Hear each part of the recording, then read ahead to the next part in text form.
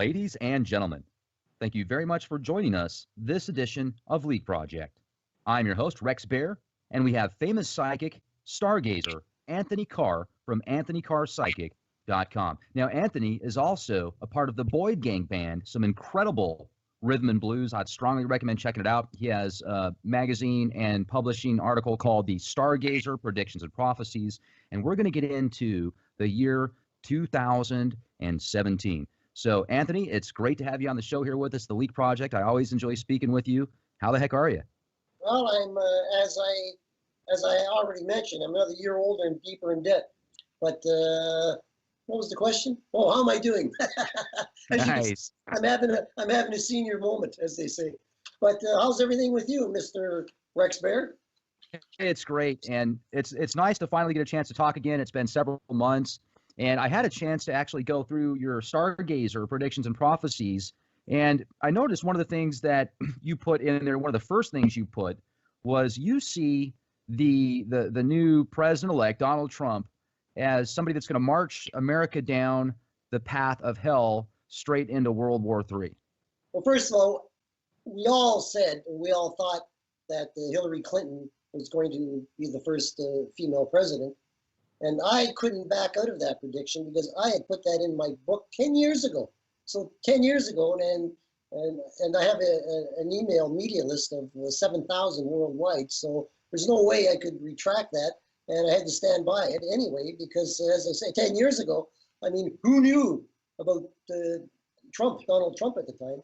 And I always said, although I did say right after that prediction, I had said a dark horse will suddenly appear out of the clear blue and take a run at the presidency and could win and would make Iron Lady Margaret Thatcher, the Prime Minister of England, formerly the late, look like a panty waist. But I had no idea until Trump mentioned that he was going to take a run at the presidency, who that was. And I got to tell you,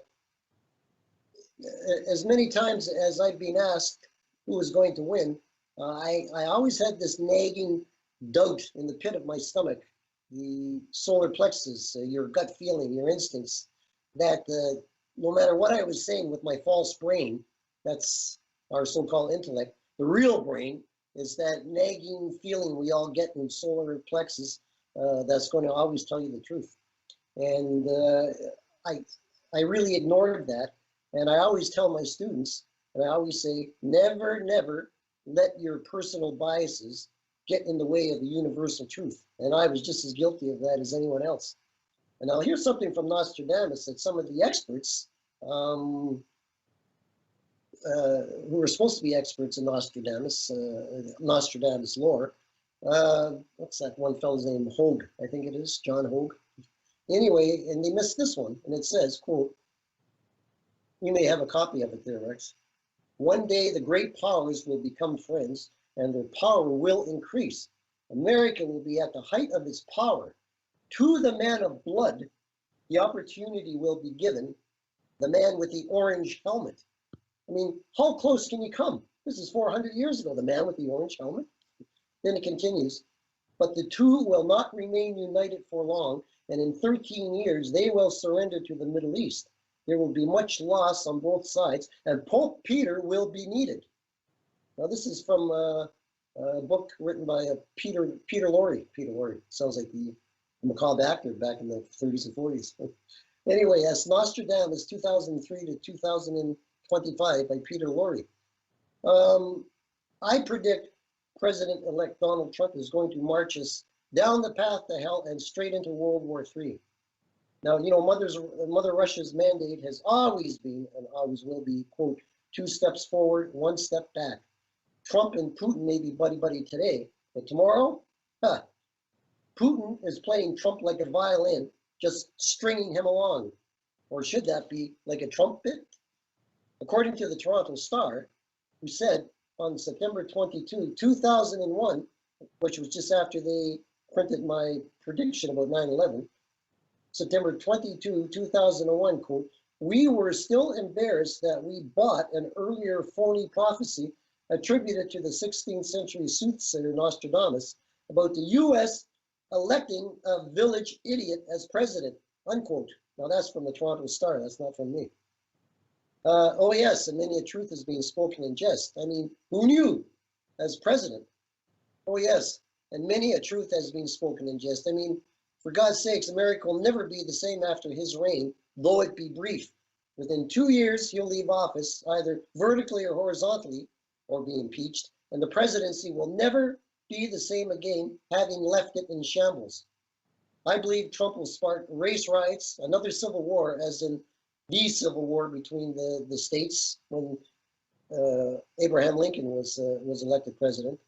Reverse women's rights and destroy America. In short, he will unwittingly spark the apocalypse. The apocalypse. Anyway, ye gads, what changes shall be wrought in the coming years? So prepare ye then for the new world order. Again, flee to the mountaintops. Eventually, the darkest caves, the bowels of the earth.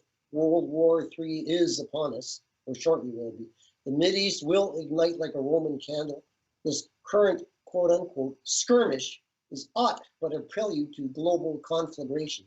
And never ending chain reaction, this oscillating conflict between Muslim and Jew will draw in every nation on earth, increasing exponentially. It is as a pebble tossed onto the mill pond of humanity, its stillness forever shattered, its ever widening circle engulfing all. Nor shall the West escape. Quote, be not smug, O ye on foreign shores, for I shall rain down fire and brimstone upon thy heads. And that's from the Old Testament of the Christian Bible, of course. Well, and I wonder sometimes too, because like you said earlier, when you had that vision of Hillary, but there was that inside of your gut was telling you that that might not take place. Sometimes, do you think that maybe this prediction that you're making might be based upon the fact that you don't have respect for Trump just because the way you feel about him? Well, I've examined exactly what you just said many, many times. And to be really, really honest, I'm completely ticked off that I was proven wrong, as many others were, in front of millions and millions and millions of listeners. And actually, probably the first time in my life. But again, as a lesson, don't let your personal biases interfere with universal truths. The electrical impulses which bombard our entire neurological system from the universe is what controls us and what tells us what's going to be, and creates images in our third eye, our pineal gland, that one between our eyes. The audio sounds that give you these little recordings in your ear. The universe records sounds and words and voices as easily as it transmits images and pictures. And of course, that's the way we, in media, or as you know, we call it traveling through the ether. Well, that's the way humans and animals receive their impulses and their intuitions by the same mode through the electrical universe. And even though I don't personally, you know what, I have to say it, there were some things that he talked about that I kind of agreed with. He is not a demigod, but a demagogue. He panders to the prejudice and fears of the public, and tells them and says the things they want to hear. And some of the things he said, some make perfectly good sense. But underneath it all, I don't trust the man. He's a loose cannon, and he's a typical Gemini in the sense that he just opens his mouth and lets it fly, and he has no filter at all on what he says. And that's the big problem. You can't do that with world. And don't get me wrong, I don't have any great love for Hillary Clinton either. I'm not enamored of her in any way. It's just the way that predict. What I should have said 10 years ago was I see her rising very high in politics. And if you look at my predictions from 10 years ago, I said possibly, and that got me off the hook, possibly she may be the first female president, woman president of the United States, or, and this is what really got me off the hook, the first de facto president. And if our listeners are familiar with the word de facto, I had to look it up myself, which is the one who wields real power behind the throne. For instance, Al Capone was the de facto mayor of Chicago, and Big Bill Thompson, who was the jury, the legitimate mayor, had no say at all in running the city. He had to go to Al Capone to get permission to do anything. And of course, Hillary did win the popular vote. And with that said, also, I wonder, I mean, you wrote also, do you think that she's going to get in politics and other aspects and kind of skyrocket and possibly make it back into the presidency? I think she's not done yet. I think her legacy will be something more than merely the office of the president. Uh, I'm not quite sure what that would be. Although she does really have to watch her health. I mean, she's so disappointed uh, at losing the presidential race. She will probably be in for quite a bout of depression and bouts with the bottle, perhaps, and so on. I'm kind of worried about her. I don't know if worried is the right word, but concerned about her health and her vascular system, particularly around the brain and so on. Yeah, I remember But seeing. but I'll tell you, I remember, I have no doubt, Rex. I got to tell you, instinctively, intuitively, I think this guy Trump is going to cause a lot of trouble in the world, a lot of trouble in the world, the likes of which we've never seen, not since the inception of the first presidency.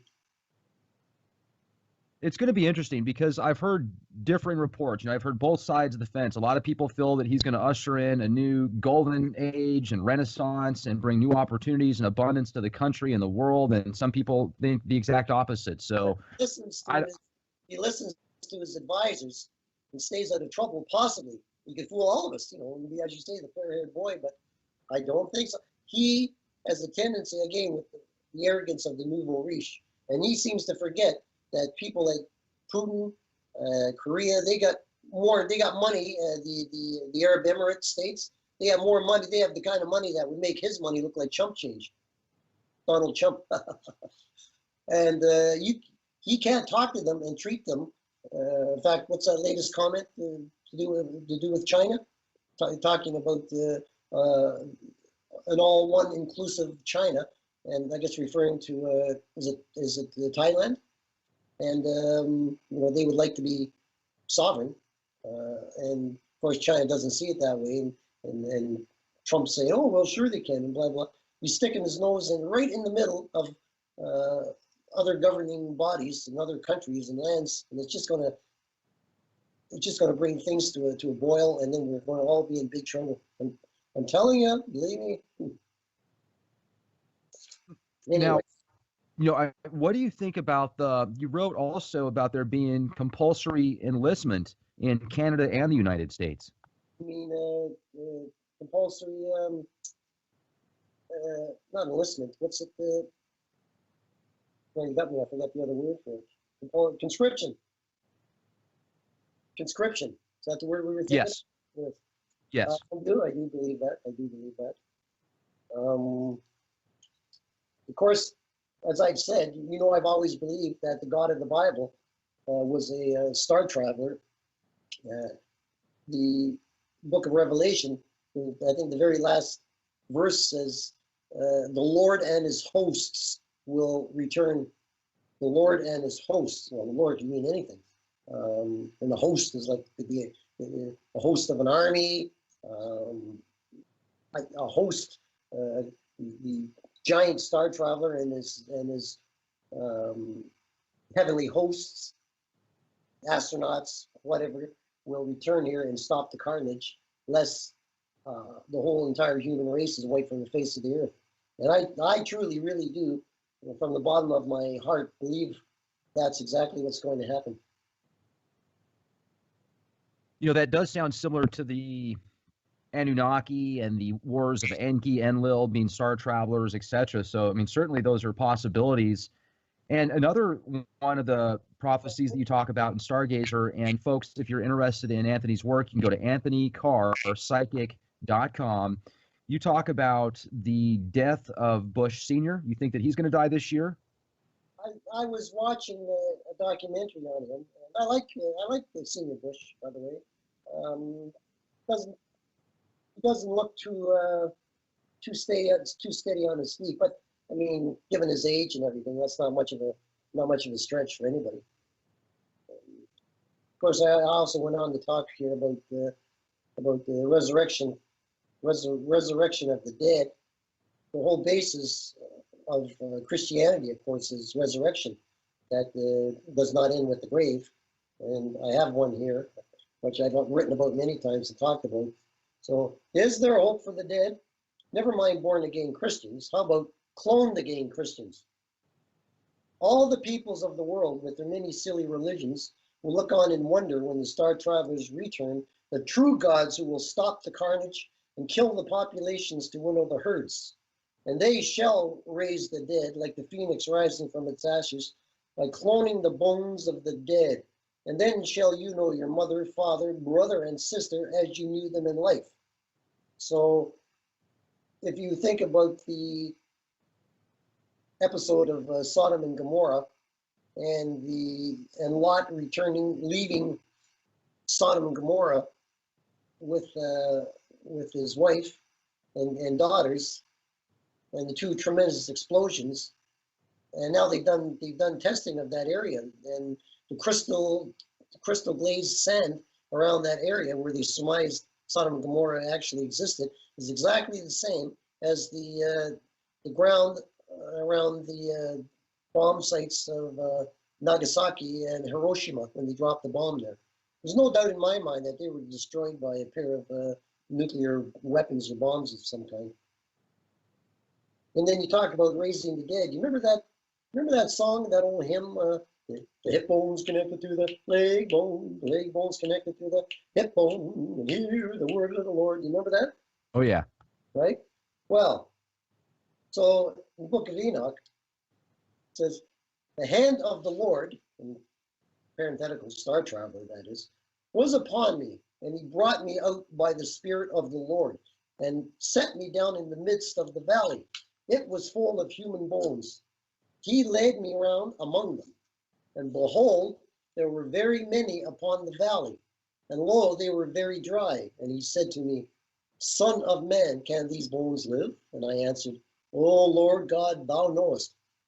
Of course, I guess that's what gave rise to the only God knows. Again, he said to me, prophesy to these bones and say to them, O dry bones, hear the word of the Lord, star traveler. Thus says the Lord God to these bones, behold, I will cause breath to enter you, and you shall live, and I will lay sinews upon you, and will cause flesh to come upon you, and cover you with skin, and put breath in you, and you shall live, and you shall know that I am the Lord. So I prophesied as I was commanded, and as I prophesied, there was a noise, and behold, a rattling, and the bones came together, bone to its bone. And as I looked, there were sinews on them, and flesh had come upon them, and skin had covered them, but there was no breath in them. Then he said to me, prophesy to the breath, prophesy, son of man, and say to the breath, thus says the Lord God, come from the four wings, O breath, and breathe upon these slain, that they may live. And so I prophesied as he commanded me, and the breath came into them, and they stood upon their feet, an exceedingly great host. Then he said to me, Son of man, prophesy, and say to them, thus says the Lord God, behold, I will open your graves and raise you from your graves. This is from the book of Ezekiel, chapter 37, verse 1 to 12. Now, it may be true that this is an allegory for the eventual coming together of the Jews into their own homeland, Israel. But as far as I am concerned, it's deeper meaning, and that is what allegory means, a deeper meaning beneath the prima facie one, that is the surface one, is that this quote unquote Lord or star traveler possesses the power to raise the dead through some heretofore unknown knowledge of cloning, hence the origin of the song. Oh, the leg bone's connected to the hip bone's connected to the backbone. I hear the word of the Lord, etc., etc. And so you shall live again, born again, cloned, your very DNA, right down to the very subatomic cellular structure of your very being. Not a replicate, not a duplicate, but actually you. And look what we're doing now with cloning, sheep and organs. And there's a fellow in Montreal who was waiting for a heart transplant, and they took his stem cells and injected it right into the heart, and the heart is healing itself, repairing itself even as we speak, or in this case, even as I speak and you listen, Rex. Nice. Now, if the next pope's name is Peter, then we had all better duck, because then Armageddon is just around the corner. Hillary Clinton is not yet through, as I mentioned. She'll conquer greater political pinnacles even than the office of the U.S. presidency, which, by the way, won't be worth much after Trump anyway. Tremendous explosion around the Union Station in Toronto. That's here where I live. Many killed. We have so many people from India living here. I guess you do too, where you live, right? Yeah. Right? So my prediction, as I mentioned to a few of my friends I work out with, Christopher Columbus actually did discover India when he first set sail and accidentally discovered America. If you don't believe me, take a good look around you. Lo, these many 400 years later. Who knew he was so psychic?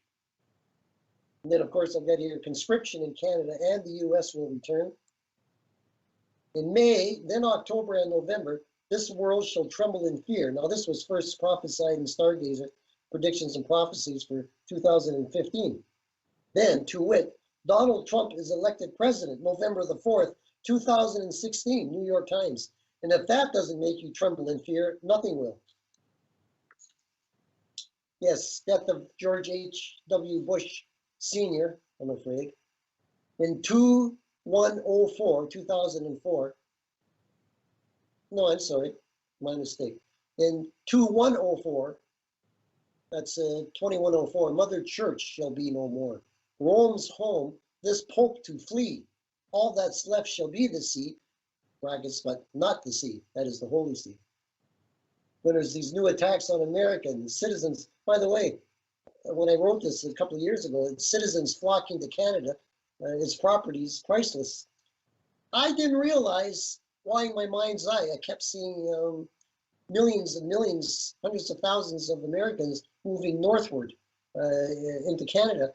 And when Trump was elected, do you know the switchboards of the immigration offices up here from coast to coast lit up and actually were blown out from people making inquiries about immigrating to Canada. Did you know that?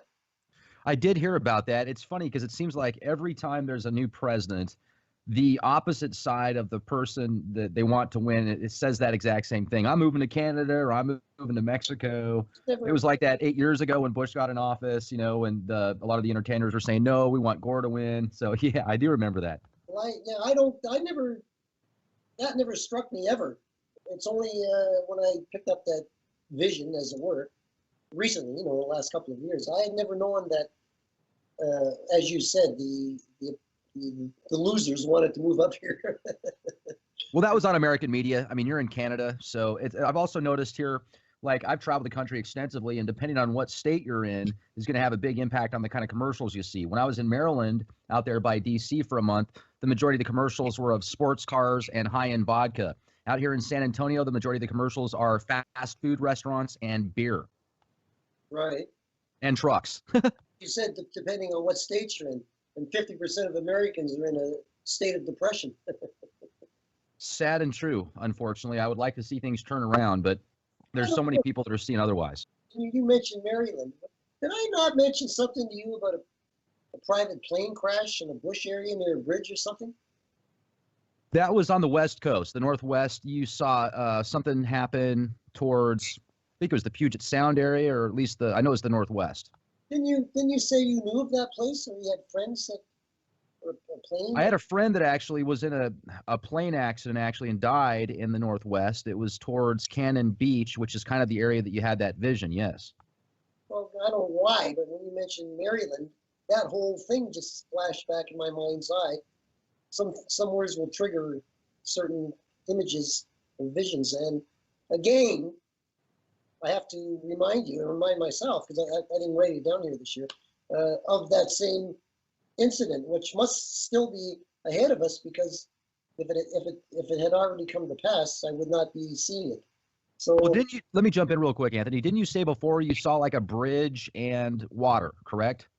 Yeah, it was like bush, like trees, like kind of foresty, with a bridge and like a small Cessna or a white plane or something crashing down around the bridge and something like that. And I still see that. Because there's a really big bridge out there by Chesapeake Bay in Maryland, so maybe that might have Yeah. been something that you were seeing. I don't know, but it's just on the other side of the country. Well, keep a mark of that. Let's remind ourselves of that every so often. Sure, absolutely. These things, can happen overnight, and I've had things like that happen. Did I tell you? Well, it's on my website, but did I tell you that incident about?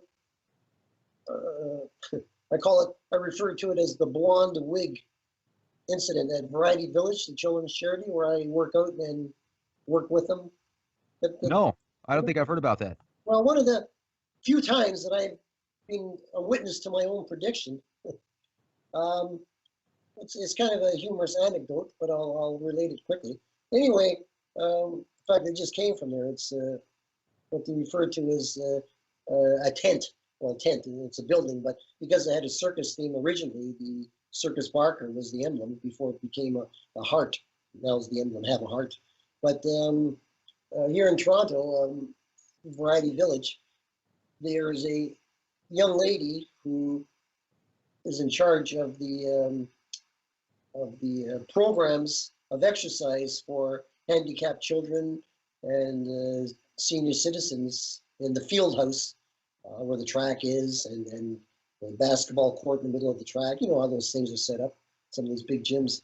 And anyway, she's quite an attractive lady, about 20, 26 or 27, long blonde hair. And somebody had told her who I was and what I do. And she asked me, as usual, as young women do, and men, about her love life. Or in her case, she said, my loveless life. And I said, there's a fellow around here, meaning there at the gym, who secretly is in love with you. I said, he has white, snow white hair. And when you see him, you'll know that. And then at that moment, there's a young fellow who works there also, about her age, and he come walking by or jogging along the track, and I turned and I said to her, I said, you know what? I said, it looks just like this young fellow here, exactly in the face. Now this young fellow has chestnut brown hair, and it's thick and curly. I've always envied him. Anyway, I said, he looks in the face just like this fellow here. And she says, oh, well, he works for me here, and, blah, blah, blah. She says, I wouldn't, now this fellow knows nothing about it at all. And she said, I wouldn't be interested in that kind of a relationship. I said, all right. I says, and as I was leaving, I said, if tomorrow he suddenly dyes his hair white, I said, you will know that at least he's secretly in love with you. A big laugh, and nobody thought anything of it. And so I left. 2 days later, or 3 days later, I came back, and you have to picture this. The exercise area, as I say, it contains a 6-lane track, and inside the track is the basketball courts. And to get out into the field house, you have several different gateways. It's just like you would go to a baseball game where you have to go in between these open sections to get up to your seats. You know what I mean? Yes. Hello? Okay, I'm trying to set the scene for you. So the next day, I went in, I changed into my duds to go and exercise. I walked through one of these gates. As I'm walking through, this fellow comes walking in front of me, snow white hair. As he walks in front of me, I look to my right, and this girl comes out of another gate exactly. She was on her way to work, coming in, and we both spotted him exactly at the same moment, simultaneously. We looked at him. She looked at me. We looked at each other, like our mouths agape. And I pointed with his finger, and I said, what the heck? Anyway, I went up. I called him over. His name's Jackson. I said, Jackson, come here. I said, what'd you do to your hair? He said, oh, I dyed it snow white. Now, let me reiterate. He knows nothing about what I told her. That's very important. I said, what'd you do to your hair? He said, well, I dyed it snow white, Well, I reached up and I touched it, and it was a wig. A wig that fit perfectly over his hair and looked exactly like his hair, thick, bushy, and curly. And, he said, well, it's a wig, But I said, what, how, what, So I turn around, and there's a big box full of wigs, all different colors, a huge box, must have been 200 or 300 in there. Someone had donated this box of wigs for people there who are undergoing, especially women, undergoing chemotherapy. He just walked by, he just casually picked up this snow white blonde wig and put it on his head. Exactly at the moment we came in and saw him together. And she came over and, and she explained to him what happened and all that, Now the point I was trying to make here, and I said to her, and I says, well, you know what this means? And she says, well, yes. I says, but she says, but I hope it's not the love affair you were talking about. I said, no. I says, but this prediction, the vision I had 2 or 3 days ago that I described to you, had to come to pass exactly as I described it to you, which proves, and I've proven this many, many times, and I believe in it 100%, our future and our destiny is set in stone, or in this case, in the planets and the cosmos, and we just wait until the cogs of the wheels fall together and we fall into our destiny. And that's a very, very good example of whether we have free will or whether our destiny is actually set in stone for us. And I believe we have no say in the music we play. Rex? I've heard both theories about that. I've heard that people feel that they have precognition, they're seeing the future that can't be changed, and that is kind of a scary thing to think about. And then when you get into what time actually is, I mean, that's all relative to the person's thought process. You can be doing something extremely boring for an hour, and it can feel like all day. You can do something exciting all day, and it can feel like an hour. So that's very interesting to bring that up. Well, don't forget, there is no such thing as time at all. It's only something we created so we don't bump into each other. Well, yeah, I mean, it's our perception to grasp different things on a line of visuals, essentially, because if it all happened at once, we'd have a tough time conceptualizing that, and I can certainly see that. So it's fascinating indeed, and I like the way you bring up some of the possibilities with the star traveler, the God of the Old Testament actually being like an ancient astronaut. And with the time that we have left, Anthony, I was hoping maybe we could get into one or two more predictions for what you see here in 2017. All right. Just to finish off with that, it's same thing as I said about Trump, what I said about Hillary. These were images. Sometimes the human part of us, basically, I'm just a simple guy, not much formal education, street guy, a lot of people call me, con artist, a lot of people have called me. But these images, and I said to George Norrie, I said, some of the things I predict, I said, I don't even believe, which he took aback. He said, what? What do you mean? You have to realize that I'm only a conduit, the same as we all are. This electrical force, for want of a better word, electrical with a capital E, suffuses through us, leaves us, and leaves a residue of everything we ever do, say, hear, whatever, or what's coming. What you just mentioned about all times are encapsulated into one single little point. It's easy to understand the concept of a past event being out there electrically in the universe. People talk about time travel. I don't believe you could physically time travel back to the time of Caesar or Hitler, but I believe the electrical residue is left behind because the universe is electrical and takes pictures of everything and records sounds and so on. If you had a camera or your psyche is tuned to that frequency, you could quite easily travel back and pick up those things. And it must work the same as so-called future events, which is a little more difficult to explain, but it's the same as the past and the future. Then you got the tachyon theory, things, particles that go so fast that they go backwards. In a sense, there's really no backwards or frontwards or anything or any time. It's all there. If you think of things come into existence, they wear out, and then they disappear and become other forms of energy.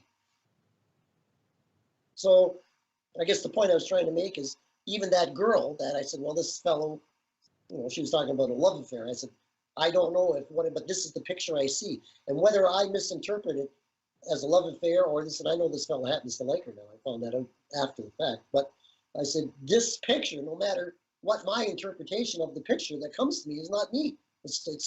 I'm just a vehicle. I'm a vacuum for these things that come to me. And all I can do is try and interpret what I see If you saw this picture, you would probably interpret it better than I, right?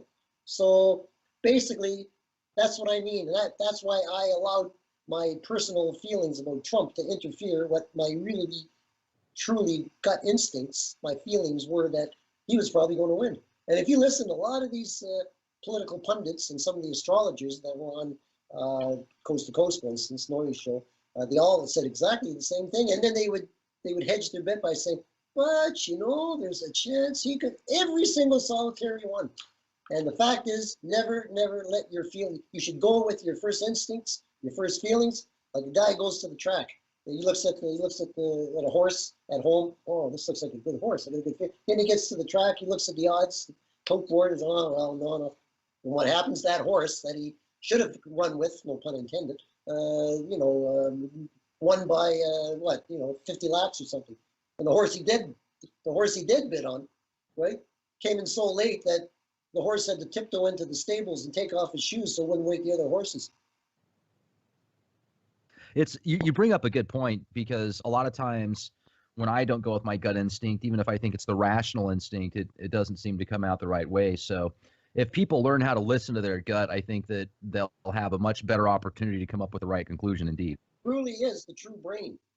That's, and all the pundits, all the Eastern philosophies always talk about the real brain and secondary brain in your solar plexus.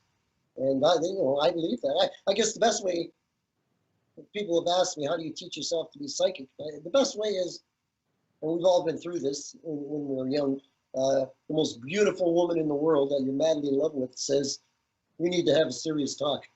Let's meet at our favorite pub. And you get that twisting knot in your stomach, and you know what's coming. I think we should see other people. Die, kill her. That's the best example of being psychic that I can actually teach people or tell them about, because we've all been through that. I'm sure even someone as magnificent as you, Rex, will probably experience that. Oh, I know the feeling. Absolutely. You bring up a good point. I've had that before. Yes. Well, I can't even call it an analogy. It's, what would you call it? A simile, a reality. I'd call it a shitty fact when you have that feeling. That's what I'd call it. It's a shitty fact. When you have that feeling you're with someone, they're cheating on you, and that's your gut instinct. And like you said, your gut instinct is pretty much always right. That's right. One of those uh-oh moments. That's right. As opposed to the false brain, which is, oh, geez, I really want this. So I want that Rolls Royce, or I want that beautiful. Is that being psychic? No. That's just hopeless desire. That's a big difference from that gut feeling, let me tell you. Right. Anyway, yeah, what else you wanted me to talk about? What else? Yeah, I was hoping before we closed out tonight, with the time that we have left, you could give us maybe one or two more predictions that you see pertinent for this year. Well, nearer and nearer comes the cashless society. Credit card numbers will be tattooed on the foreheads and hands of all earthlings. And again, I quote from Revelation, and he who has not the mark of the beast in his hand or head shall perish. I mean, we're at the point now where we don't even use money. Well, I do. I'm old school.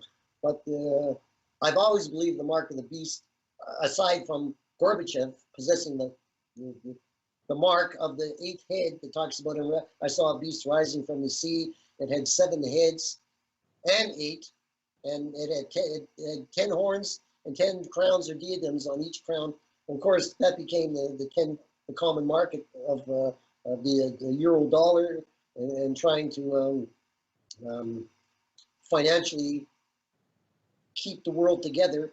I never invested in the euro. I knew it would never work. And of course, look what's happening now with it. If I had known I was going to live this long, I would have bought some gold, because currency as we know it now, it's just practically useless. I mean, if there's a depression like the dirty 30s, it would be even worse if that's possible, because in those days, anybody who had money, had real money, it was 100 pennies represented a whole dollar, or an ounce of gold for a dollar. Now, with Nixon getting rid of the gold standard, and then we followed a few years later, all we have is the printed paper, well, not printed plastic now, and anything that happens to the government or loses faith or loses, so far, and hopefully it will maintain, the United States still has the most powerful currency in the world, because whoever has the biggest stick has the most powerful currency.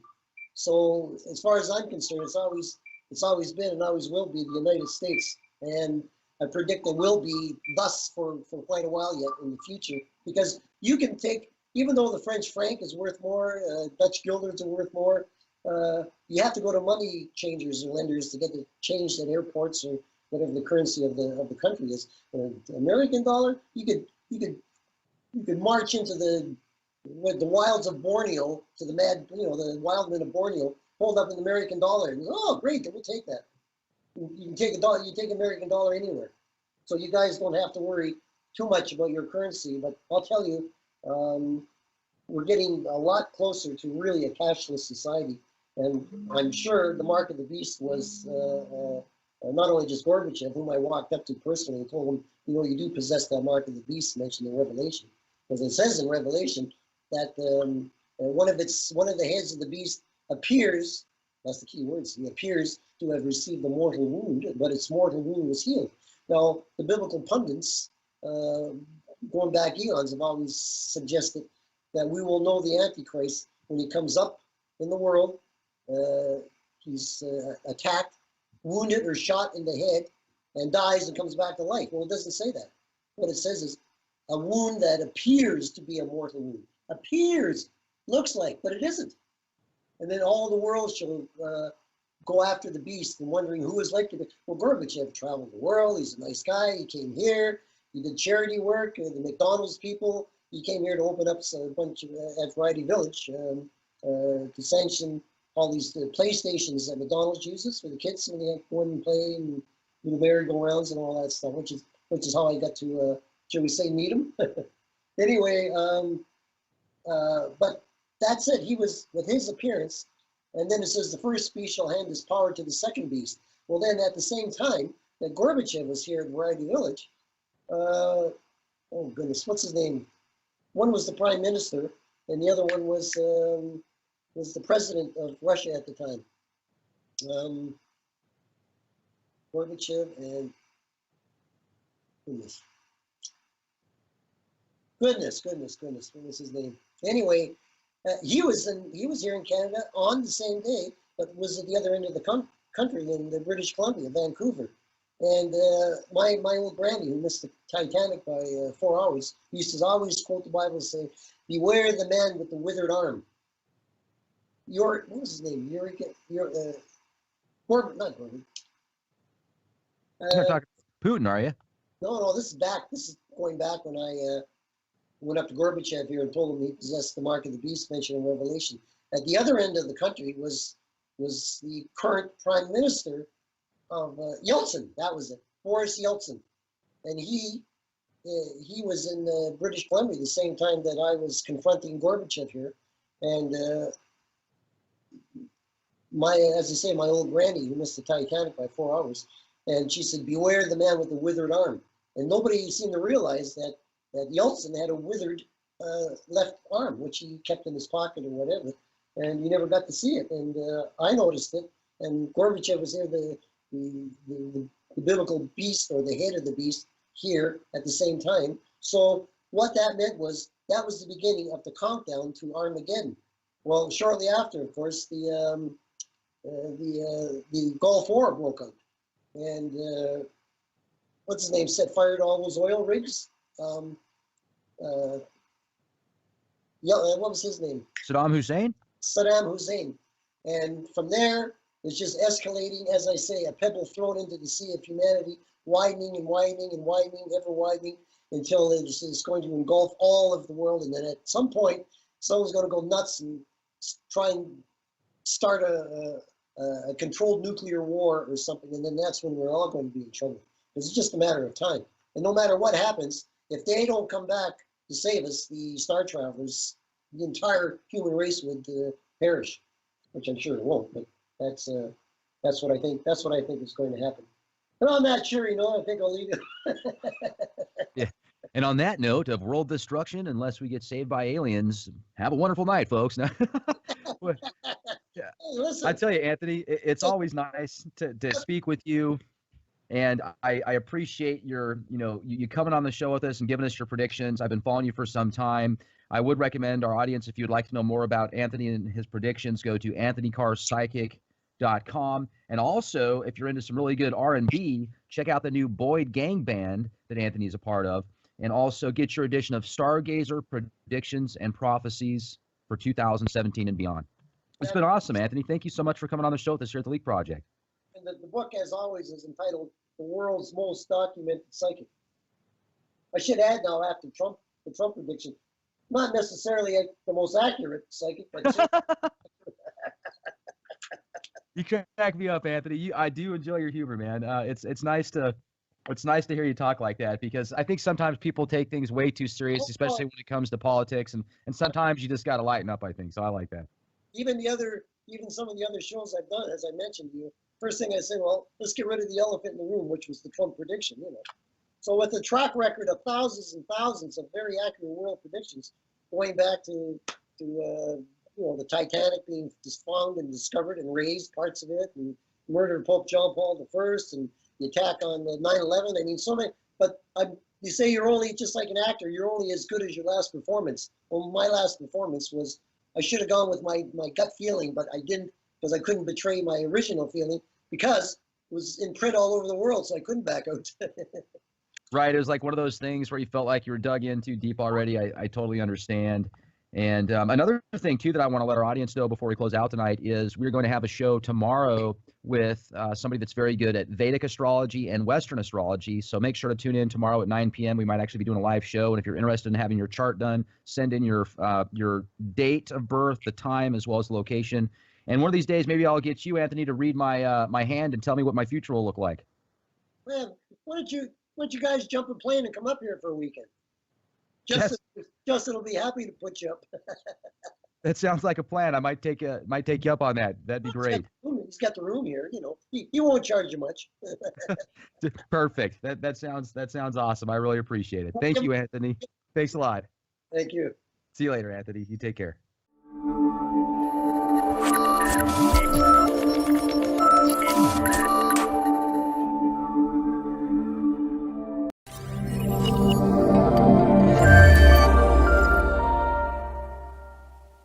Ladies and gentlemen, thank you very much for joining us this edition of Leak Project.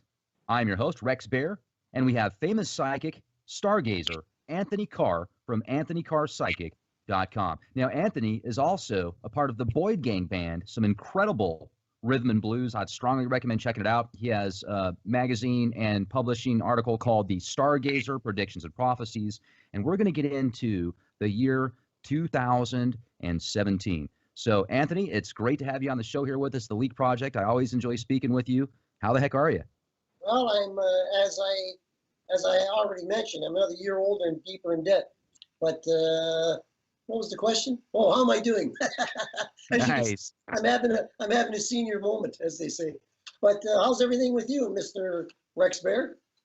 It's great, and it's nice to finally get a chance to talk again. It's been several months. And I had a chance to actually go through your Stargazer predictions and prophecies.